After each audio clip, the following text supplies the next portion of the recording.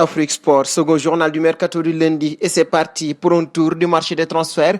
Nous commençons ce journal du côté de l'Angleterre. Poussé vers la sortie par Arsenal depuis plusieurs années, le milieu offensif Mesut Ozil va-t-il enfin quitter les Gunners cet été? En tout cas, le club londonien va tout faire pour. Daily Mirror affirme en effet que le récent vainqueur de la FA Cup est prêt à verser un dédommagement financier à l'Allemand si celui-ci accepte de renoncer à sa dernière année de contrat et à son salaire XXL estimé à 18,5 millions d'euros annuels en versant 11 millions d'euros à Alexis Sanchez pour qu'il fasse une croix sur ses 2 dernières années de contrat et s'engage à l'Inter Milan. Manchester United a visiblement fait des émules. Reste à savoir si le champion du monde 2014, pas pressé de se trouver une porte de sortie, se montrera ouvert quant à cette perspective.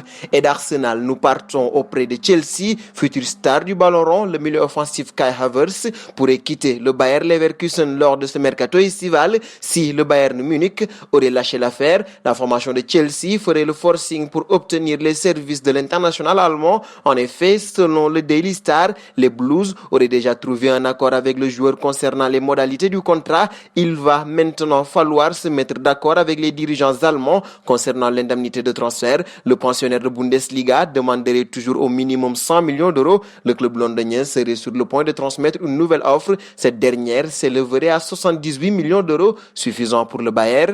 Réponse très prochainement. Un bond en Italie désormais avec Lautaro Martinez. L'agent du joueur a évoqué dans Sport l'avenir de son poulain. Le transfert de Lautaro fait beaucoup parler dans les médias. Aujourd'hui, il a encore 3 ans de contrat avec l'Inter et il est très bien là où il est.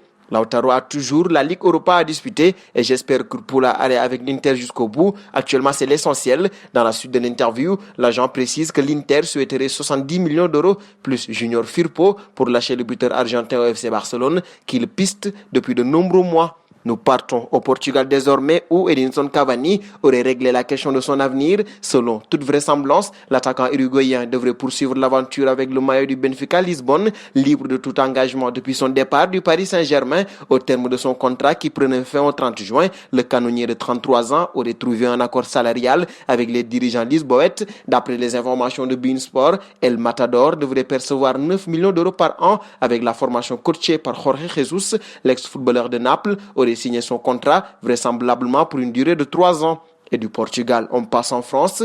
Un éventuel successeur serait envisagé par Thomas Tuchel et Leonardo en la personne de Joël Matip, défenseur central de Liverpool, champion d'Europe en titre et tout récent champion d'Angleterre. En effet, d'après les médias Kick 442, le Camerounais constituerait une piste sérieuse, bien qu'il ne soit apparu que 13 fois cette saison en raison d'une énième blessure et seulement 111 fois depuis son arrivée chez les Reds en 2016. De plus, sa cote sur le marché s'élèverait à pas moins de 50 millions de livres d'après Team Talk, puisqu'il a prolongé jusqu'en 2024 en octobre, de quoi se poser de sérieuses questions quant à la succession de Thiago Silva. De retour en Italie pour parler de Pirlo, des gros changements ont eu lieu à la Juventus ces derniers jours et il pourrait bien servir les intérêts du Paris Saint-Germain. À en croire tout au sport, si avec Mauricio Sarri l'avenir de Douglas Costa pouvait encore s'écrire à la Juve, les choses devraient changer avec Andrea Pirlo. Le nouveau coach bianconero apprécierait beaucoup le jeune Dejan Kulusevski, à qui il pourrait donc donner plus de temps de jeu. Le quotidien précise toutefois que Pirlo n'aurait pas encore pris de décision définitive